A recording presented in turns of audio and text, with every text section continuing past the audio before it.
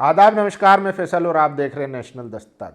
आज जो खबरें मैं बताऊंगा, आप उसकी तुलना कीजिए कि देश कौन तोड़ रहा है और देश कौन मजबूत कर रहा है, कौन मजलूम के साथ खड़ा है और कौन जालिम है।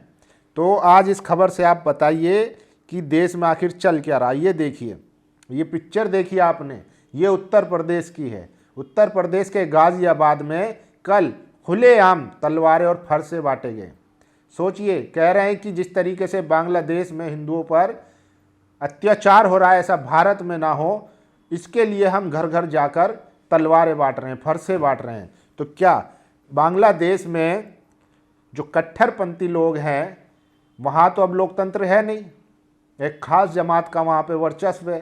तो क्या भारत में भी कह रहे हैं कि उसी तरीके का वर्चस्व हो गया है, इसलिए तलवारें बांट रहे हैं? क्या संविधान खत्म हो गया है? क्या अब अदालतें बंद हो गई है, इसलिए सारी जिम्मेदारी इन्होंने उठा ली है?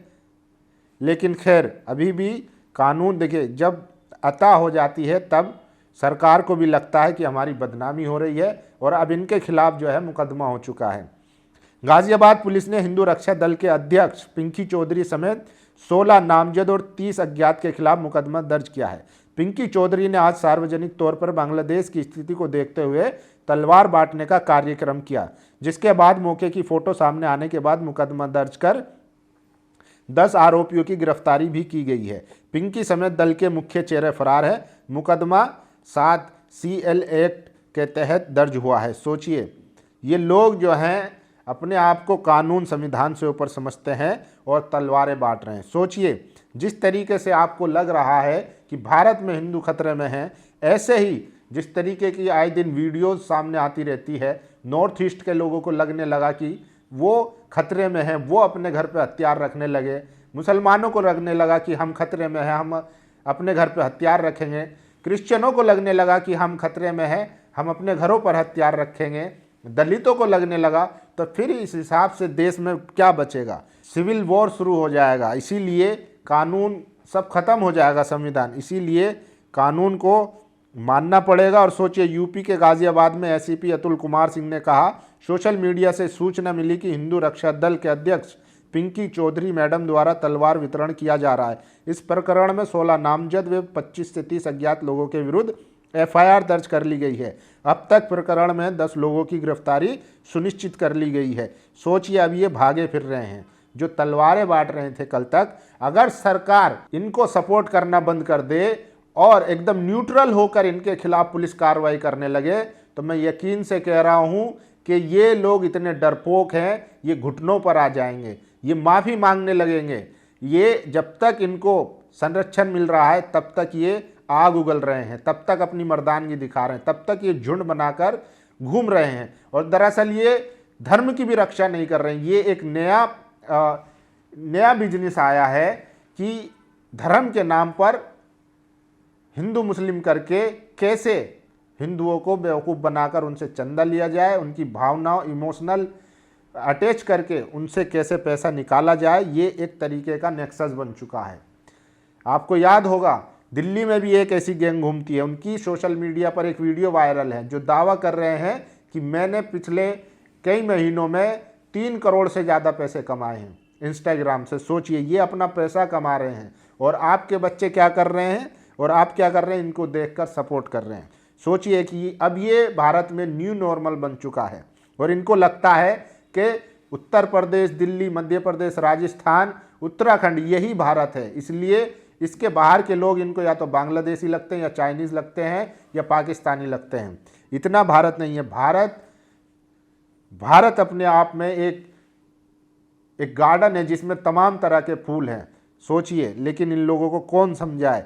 और सोचिए, देखिए, गाजियाबाद में खुलेआम हथियार वितरण, तो इनके खिलाफ जो है अब मुकदमा हो चुका है और अब ये भागे भागे फिर रहे हैं। तो ये तो तय है कि जिस दिन इनके ऊपर से संरक्षण हटेगा, उस दिन ये माफ़ी मांगते फिरेंगे और बिलबिलाते फिरेंगे। ये बात तय है। जब तक इनको सत्ता का संरक्षण है तब तक खुलेआम ये गुंडागर्दी कर रहे हैं, तलवारें बांट रहे हैं। अन्यथा, और देखिए, पिंकी चौधरी उल्टा जो है वो प्रशासन पर ही सवाल उठा रहे हैं कि मैं क्या गलत कर रहा हूं। तो भाई, आप देश चलाएंगे क्या? आप कानून व्यवस्था चलाएंगे? सोच सकते हो। और देखिए, हमने कल आपको एक खबर दिखाई थी बरेली में एक लड़की का बर्थडे था, वो अपने दोस्तों के साथ एक होटल में बर्थडे सेलिब्रेट कर रही थी, जिसमें 10 लोग बताए जा रहे थे, जिसमें 2 मुस्लिम थे। फिर क्या था, बजरंग दल से जुड़े लोग वहां पर पहुंच गए, उन पर हमला करते हैं, मारपीट करते हैं, और पुलिस भी साथ होती है। पुलिस उल्टा जो है उन पर, जो 2 मुस्लिम लड़के थे उन पर भी कार्रवाई करती है। लेकिन जब सोशल मीडिया पर वीडियो वायरल होती है, जब लगता है कि पुलिस की फजीहत हो रही है, तब वो जो है इनके खिलाफ एक्शन लेती है। और इसमें एक आरोपी है ऋषभ ठाकुर, जो बजरंग दल का अपने आप को बताता है, हालांकि बजरंग दल ने उससे अपने आप को अलग कर लिया है। अब खबर आ रही है कि उसके खिलाफ पहले भी चोरी के मामले में वो जेल जा चुका है, जो भाजपा का नेता था, आईटी सेल का नेता। आखिर समझ में नहीं आता कि जितने भी चोर चक्के बलात्कारी रैपिस्ट, वो सब बीजेपी से ही क्यों जुड़े हुए होते हैं, कहीं ना कहीं उनका लिंक बीजेपी से ही क्यों जुड़ता है। इस बात का जवाब आप हमें ज़रूर दीजिए कमेंट बॉक्स में। तो ये खबर है कि जितने भी गुंडे हैं, चोरों चक्के हैं, वो सब बीजेपी से ही क्यों जुड़े हुए मिलते हैं, सोचिए। और ये देखिए, एक खबर ये भी है, खिड़कियों से देख रहे लोग, मदद को आगे आए फेरी वाले अब्दुल चचा। शालिनी अग्रवाल जिस फेरी वाले अब्दुल को बुलाकर उन्हें चाय पिलाने की बात कर रही है, ये वीडियो उस घटना के बाद का है जब उनके घर में एक व्यक्ति जबरन घुसा आया था, चोरी के इरादे से या किसी और मंशा से। सोचिए, एक महिला है, उसके घर में एक चोर जो भी था, अब उसका इरादा चोरी का था, मारने का था, क्या था वो चोर बता सकता है। लेकिन जो खबर है वो ये है कि वो उस पर हमला करता है, महिला पर, और पूरे एरिया में कोई भी उसको बचाने नहीं आता है। लेकिन एक अब्दुल चाचा जो कबाड़े की फेरी का काम करते हैं, वो जब देखते हैं तो वो उसको बचाते हैं। सोचिए, इसी फेरी वाले और इनके जैसे कितने फेरी वालों को गांव में घुसने तक नहीं दिया जा रहा था, उनके आधार कार्ड चेक किए जा रहे थे। तो सोचिए, सोचना पड़ेगा। और ये सबसे ज़रूरी है कि भारत में कौन लोग हैं जो देश को तोड़ना चाहते हैं और कौन लोग हैं जो देश को, समाज को जोड़ना चाहते हैं। और ये देखिए, दलितों को जाटव और ओबीसी को यादवों के खिलाफ भड़का दो, एकता टूट जाएगी। पूर्व जज सीबी पांडे। 10% अकेले डकारने वाले पांडे बता रहे हैं कि देश को कैसे तोड़ना है। फूट डालो राज करे, अंग्रेजों की नहीं बल्कि सनातनी परंपरा रही है। जाति बनाकर समाज को तोड़ने वाले आज भी उसी कुकर्म में लिप्त हैं। ये एक पूर्व जज साहब बताए जा रहे हैं, पांडे जी, जो कह रहे हैं कि दलितों को जाटवों और ओबीसी को यादवों के खिलाफ भड़का दो। तो देश तोड़ने का, समाज तोड़ने का सारा ठेका और सारी जिम्मेदारी इन्हीं के पास है। यही लोग हैं जो आप देश को तोड़ने का काम करते हैं। और सबसे ज़्यादा वीडियो ये वायरल हैं ऋषभ ठाकुर जो बरेली में, और ये इनकी तस्वीर देखिए, ये 4 आरोपी पकड़े गए हैं और चारों के पैरों में चप्पल है। सरकार ने नौकरियां तो दी नहीं है, करने को कुछ है नहीं। अगर ये चारों कहीं कंपनी में नौकरी कर रहे होते, पैसा कमा रहे होते, तो क्या आपको लगता है ये जाकर किसी बर्थडे पार्टी पर हमला करते हैं? नहीं करते। ठलवा लोगों को, युवाओं को बेरोजगार रखा ही इसलिए गया है ताकि उनको धर्म के नाम पर बेवकूफ़ बनाया जा सके, इमोशनल कर कर अपने लिए टूल किट की तरह इस्तेमाल किया जा सके। और सोचिए, एक तरफ पिंकी चौधरी हैं जो तलवारें बांट रहे हैं, वहीं दूसरी तरफ ये अब्बास अंसारी हैं, मुख्तार अंसारी के बेटे, ये गरीबों में कंबल बांट रहे हैं।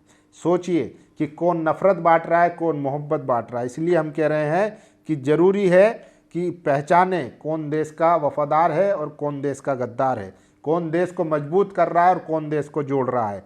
सोचिए, अब्बास अंसारी कितने लोगों को कंबल बांट रहे हैं सर्दियों में।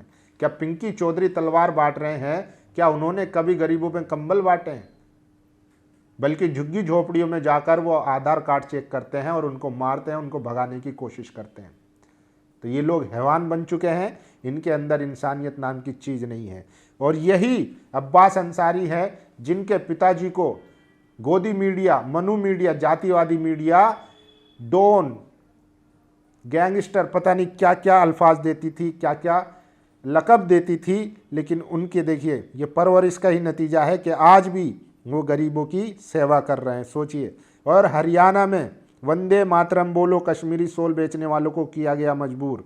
तो ये आए दिन न्यू नॉर्मल बन चुका है और इस पर किसी की ना तो कोई बोल रहा है ना बात कर रहा है। हालांकि एंजल चकमा की जो हत्या हुई उसके बाद लोगों का ज़मीर जागा है, क्योंकि उसमें मुस्लिम एंगल नहीं था। उनको लगने लगा कि हाँ ये गलत हो रहा है, लेकिन आए दिन मुसलमानों के साथ जो हो रहा था उस पर किसी ने अभी तक बहस नहीं की। और ये वीडियो एक बहुत ज़्यादा वायरल है। इसमें एक कोई व्यक्ति हैं जो कह रहे हैं ओबीसी और शूद्र मर रहे हैं, हिंदू तो सिर्फ ब्राह्मण हैं, बनिया और ठाकुर हैं। सोचिए, अभी तक जितने भी दंगे होते हैं, लिंचिंग होती है, सब में पसमानदा मुसलमान मरता है और दलित, पिछड़ा, आदिवासी, हिंदू मरता है। या अशराफ मुसलमान हो या ब्राह्मण हो, उनको कोई फ़र्क नहीं पड़ता है। वो अपना ऑफिसों में बैठकर, दफ्तरों में बैठकर बयानबाजी करते हैं और मुसलमानों की तरफ से पसमानदा। आप लिंचिंग के ज़्यादातर केस उठा के देख लीजिए, लगभग 99% जो है या तो अंसारी है, सैफी हैं, किसी ना किसी तरीके से वो पसमानदा ही हैं, जो रोज़ फेरी कर कर, मजदूरी कर कर किसी तरीके से अपना और अपने घर परिवार वालों का पेट पाल रहा था।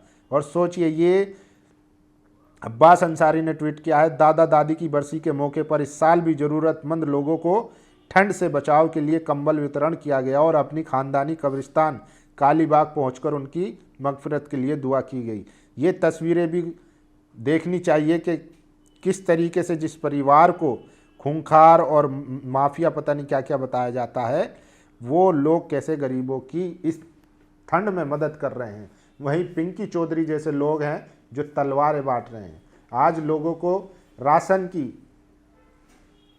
रोजगार की, पैसों की ज़रूरत है, लेकिन तलवारें बांटी जा रही हैं। तो आप लोग बताइए कि क्या लग रहा है कि इस देश को कौन तोड़ रहा है और कौन बचा रहा है? अपनी राय जरूर दीजिए। शुक्रिया। दस्तक की आपसे गुजारिश है कि अगर इसको बचाना चाहते हैं तो नेशनल दस्तक को सब्सक्राइब करने के लिए रेड कलर के सब्सक्राइब बटन को दबाएं, फिर बेल आइकन की घंटी दबाएं। नेशनल दस्तक को बचाने के लिए बहुत जरूरी है कि हर खबर को शेयर करें, लाइक करें, कमेंट जरूर करें।